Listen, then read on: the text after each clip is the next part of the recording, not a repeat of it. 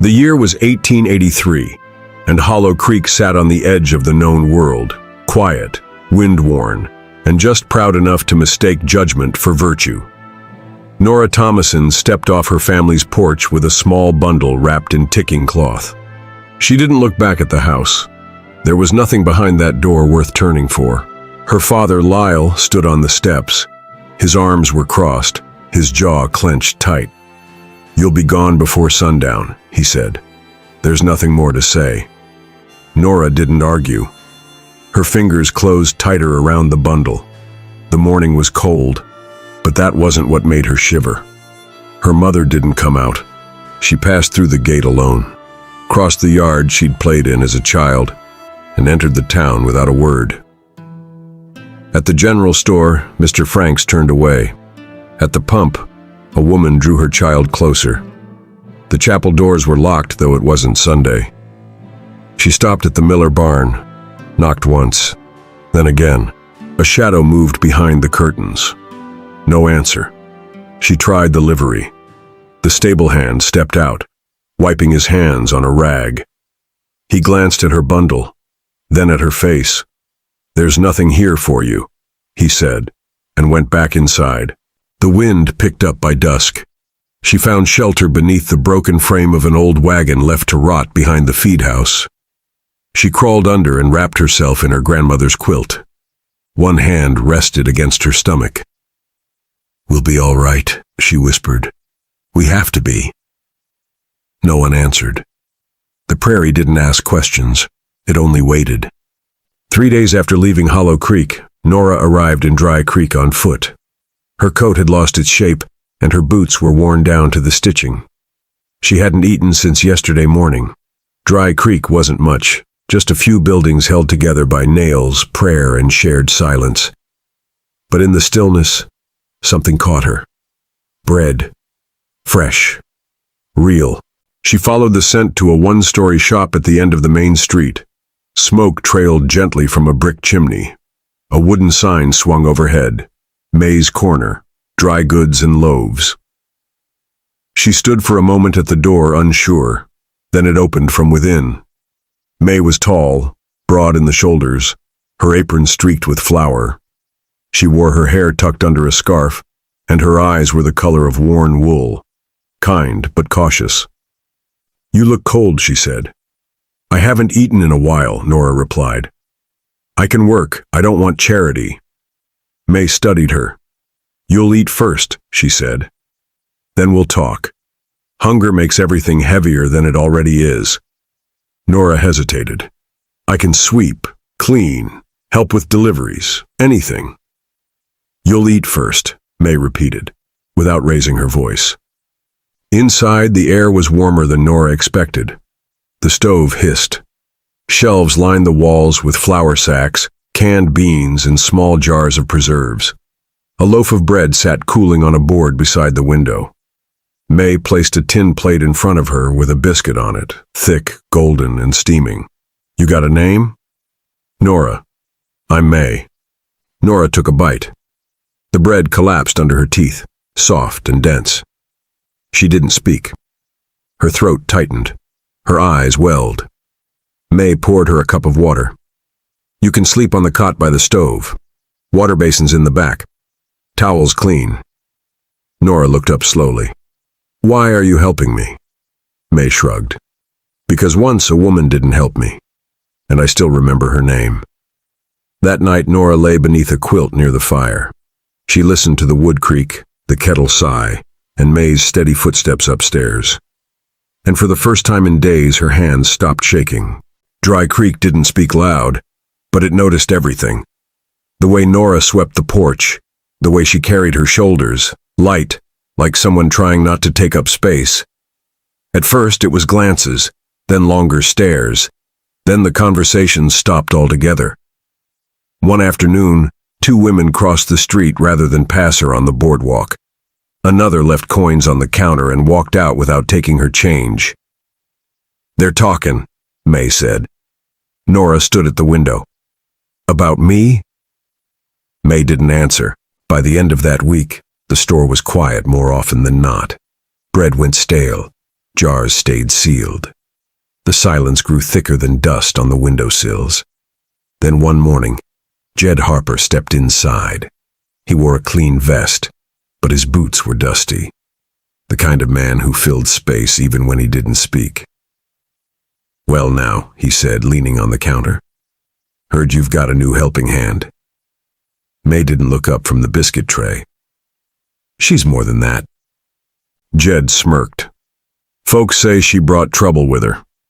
Maybe best for business if she found somewhere else to be." May folded her hands, wiped them on a towel, and stepped forward. "Folks say a lot. But unless one of them's buying bread, I'm not interested." Jed's smile slipped. "Not everyone forgets as easy as you." May's voice stayed even. "I don't forget. I forgive. There's a difference." Jed nodded slow. "Well, let's hope your customers see it the same way." He left without a purchase. The bell above the door rang once, then silence again. That evening, Nora stood beside the stove. "I can leave," she said. "If it's costing you." May cut in before she could finish. "You leaving wouldn't cost me less. It'd cost me more." Nora hesitated. "But what if they never come back? Then we bake for who stays." Nora turned back to the breadboard. Her hands moved without sound, without hesitation. But in her chest, something tightened. And in the dark, behind closed doors, the town whispered. The road to the washhouse curved behind the chapel, past the schoolyard fence. It was a quiet stretch, especially near midday. Nora carried a basket of eggs, the cloth pulled over the top to keep them warm. Her steps were measured. Her eyes stayed on the path. The voices came before she saw them. A group of boys lounged near the school gate, whittling and kicking at gravel. They stopped talking when she passed. One of them, older than the rest, stood up. "Look," he called, "it's the girl with secrets." Nora kept walking. Another boy joined in. "Wonder if she's hiding something in that basket, too." The third laughed, sharp and quick. "Bet it's a sin. All wrapped up nice." A small rock skittered across the path. Then another. One clipped the side of her basket. She didn't stop. Then one hit her leg. She flinched but didn't cry out. She only gripped the basket tighter and kept walking. When she returned to May's, she placed the basket on the counter. One egg had cracked. A smear of yolk bled through the cloth. May said nothing at first, just looked at the basket. Then at Nora. "They said things," Nora murmured. "Threw rocks." May wiped her hands and folded the towel carefully beside the stove. "You didn't throw any back?" "No." May gave a small nod. "Then you won." Nora shook her head, voice tight. "Doesn't feel like it." "Winning doesn't always feel good," May said. "It just means you didn't lose yourself trying to win them." They stood like that a while, the shop quiet around them, the fire low, the wind tapping at the window panes. The rain started just after noon, thin and cold. It left streaks on the window and turned the main street to mud. Mrs. Dowell stood on her porch under the overhang, arms crossed over her chest. Her voice carried. "My purse is missing," she called. "Gone from my washroom. Someone's been taking what isn't theirs." A few heads turned. No one spoke. Mrs. Dowell pointed toward May's shop. "She's the only one who's been near, her or that girl." Nora stood by the shop door, her apron damp. She didn't step forward. She didn't move at all. The accusation settled on the street like fog. It didn't need proof, just direction. May stepped out from behind her. Her eyes scanned the porch, then the faces across the road. "Have you asked anyone else?" she said. Mrs. Dowell frowned. No one else had a reason. Neither did she. That night, while they were working in the back room, someone entered through the front door. They didn't steal money. They didn't take anything valuable. But they made a point. Shelves were pulled down. The biscuit tins scattered. Nora's shawl was torn and left on the floor. When May found her standing in the middle of the mess, Nora's face was calm, but her eyes were hollow. "They want me gone," she said. May walked slowly through the store, picking up a spool of thread, setting it gently back on the counter. "Yes," she replied. "I'm tired," Nora whispered. May nodded once. "Me too, but tired doesn't mean we quit." Nora sat down on the floor beside the spilled buttons. "I didn't take anything." "You don't have to tell me," May said. "I know." They cleaned in silence, one shelf at a time, one breath at a time. Outside, the rain kept falling. The morning came quiet. Gray light filtered through the front window, and the stove breathed its usual warmth. Nora wiped the counter in slow circles while May wrapped loaves in brown paper. "I'll need to fetch butter before midday," May said. "You all right on your own for a spell?" Nora nodded. "Of course." "Don't let that fire go out. Keep the kettle on." "I will." May tied her shawl and slipped out into the cold. Nora stacked jars, adjusted tins, tried not to watch the clock. When the bell over the door rang, she looked up and stilled. Jed Harper stepped in. Again. This time, he didn't come alone. Two men followed. Quiet, familiar, not friendly. Jed looked around the shop slowly, like he'd lost something. "Still standing," he said. "Thought maybe the town would wear you down by now." Nora said nothing. He wandered to the shelf of preserves, picked up a jar, turned it in his hand. "You know, it's a strange thing," he said. "You try to keep a clean place, and someone brings in dust, shadows, trouble."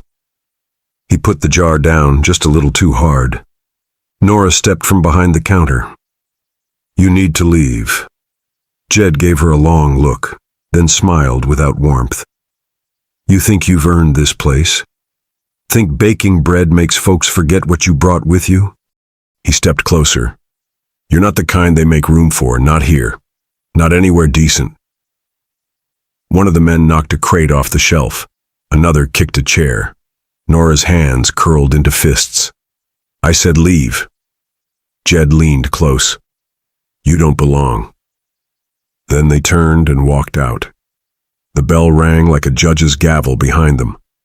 When May returned, she found Nora on the floor, sweeping broken glass with her bare hands. "They wrecked it," Nora said, her voice flat. May knelt beside her. "They want to wreck you. The store's just how they show it." Nora stared at the ruined shelves. "I can't keep doing this to you." May reached over and took her wrist gently. "You're not doing anything to me. They are, and I won't let them run you out just to make themselves comfortable." But Nora was already packing in her mind. That night, when May went to bed, Nora left a note on the kitchen table. "You gave me shelter. I won't bring the storm inside anymore."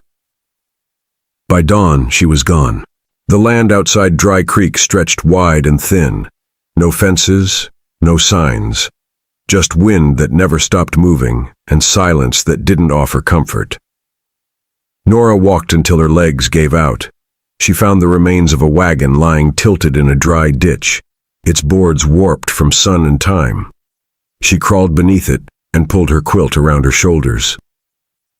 The night was sharp. She whispered into the dark, voice hoarse.